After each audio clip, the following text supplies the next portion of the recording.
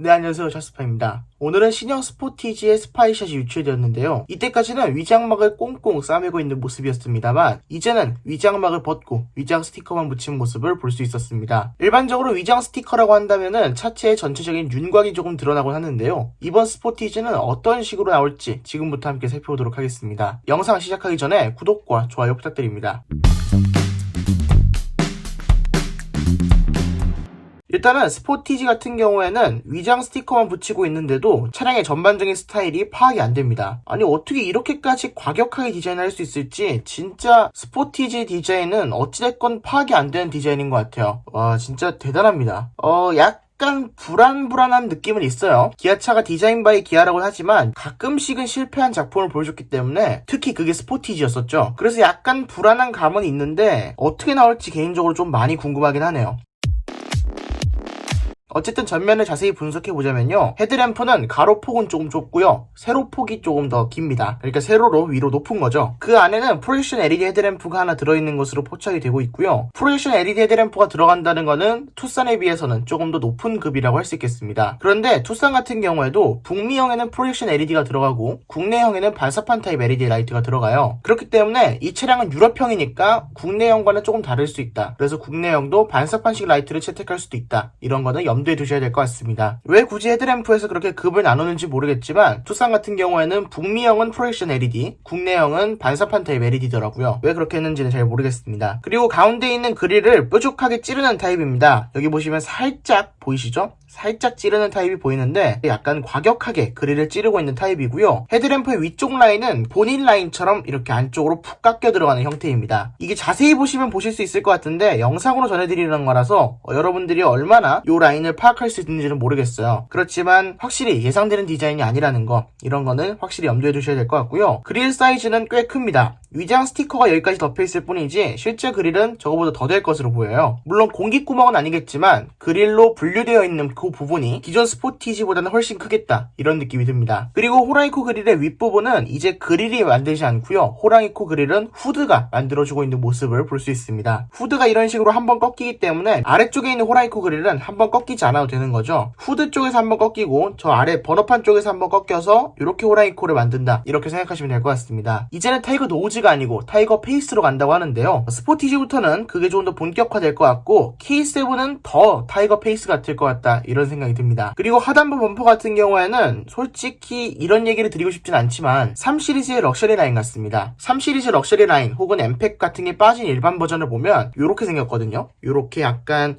니은자가 붙어있는 형태로 생겼는데 스포티지도 어느 정도 조금 그런 느낌이 들지 않으신가요? 저만의 생각인지는 모르겠습니다만 아무튼 이런 식으로 에어 인테이크가 양옆에 자리 잡고 있고 실제로도 구멍이 뚫려 있고 가운데 그릴도 구멍이 뚫려 있습니다. 그리고 레이더 센서 같은 경우에는 특이하게 우측으로 쏠려 있는 모습을 볼 수 있습니다. 국내에 판매 중인 모든 차량 중에, 모든 기아차 중에 레이더가 장착된 차량 중에 대부분의 차량에 레이더가 중앙에 붙어 있고요. 모하비만 레이더가 우측으로 쏠려 있는데 스포티지 같은 경우에도 레이더를 우측으로 넣어놓은 모습을 볼 수 있습니다. 글쎄요, 저 레이더를 왜 중앙에다 안 넣고 우측에다 넣었을까요? 우측에다 넣으면 보행자를 조금 더 빨리 감지할 것 같긴 한데 보행자가 우측 통이니까 오른쪽에서 보통 튀어나오겠죠? 그런 건 좀 더 빨리 감지할 수 있을 것 같긴 한데 그래도 차량을 감지할 때는 뭔가 조금 이상이 있지 않을까? 이런 느낌도 듭니다. 그래서 왜 저기 붙은지는 모르겠고요. 약간 비대칭 디자인이다, 이런 느낌이 드네요. 모하비 같은 경우에도 딱 정면에서 보면 레이더가 오른쪽만 막혀있으니까 모하비는 정면을 봤을 때 조금 차가 비대칭이구나, 이런 느낌이 드는데 스포티지 같은 경우에도 약간 그런 느낌이 들 것 같아서 전체적인 전면 디자인이 약간 불안한데다가 레이더 위치도 약간 불안합니다. 측면부 같은 경우에는 일단 볼 부분이 사이드 미러, 휠,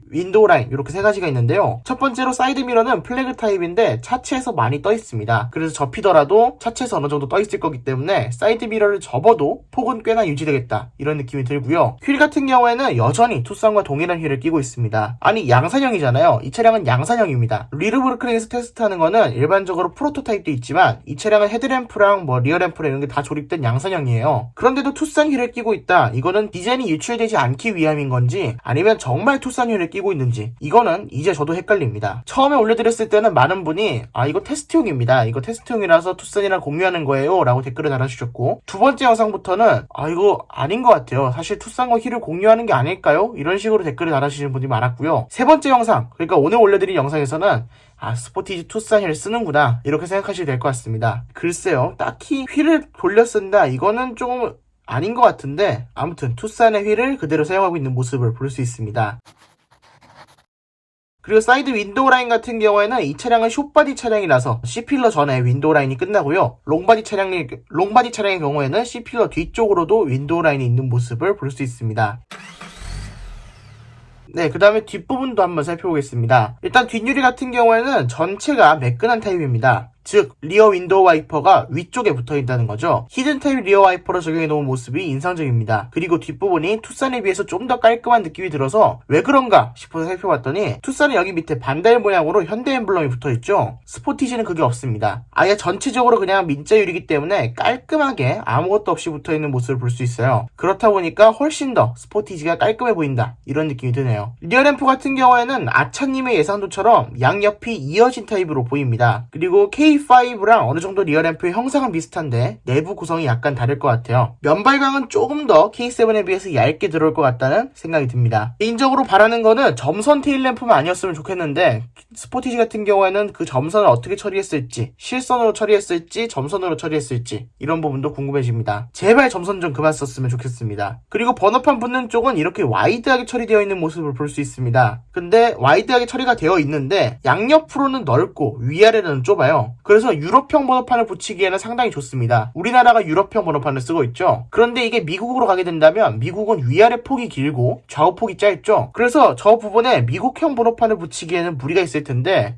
스포티지는 미국에 안 팔 건가요? 미국에 안 팔 건 아닌 것 같죠? 스포티지 미국에서도 나름 인기 있는 차인데 미국에서 안 팔 것 같지는 않은데 왜 굳이 저렇게 번호판 부분을 타이트하게 만들어놨는지 이런 건 조금 의문이 듭니다. 유럽형 번호판이 이 정도로 타이트할 정도라면 미국형 번호판은 훨씬 더 타이트할 거거든요. 그래서 왜 굳이 저런 식으로 처리했는지는 굉장한 의문이 듭니다. 그리고 하단부의 방향지시등이 드디어 삭제됩니다. 하단부에 구멍이 전혀 뚫려있지 않은 걸 봐서는 아예 방향지시등이 삭제되는 것으로 보이는데요. 방향지시등은 이제 위쪽 리어램프로 올라간 듯한 모습을 볼 수 있습니다. 스포티지 2세대가 국산차 중에 방향지시등 내리는 거를 가장 처음 한 걸로 기억하고 있는데 그런 방향지시등을 내리는 역사를 끊어줘서 참 기아차 디자이너께 감사하다는 얘기를 드려야 될 것 같습니다. 이제 다른 차량들도 다 올려줬으면 좋겠습니다. 특히 현대차 그만 내렸으면 좋겠습니다. 왜 자꾸 내리는 거예요? GV70은 또 왜 내리...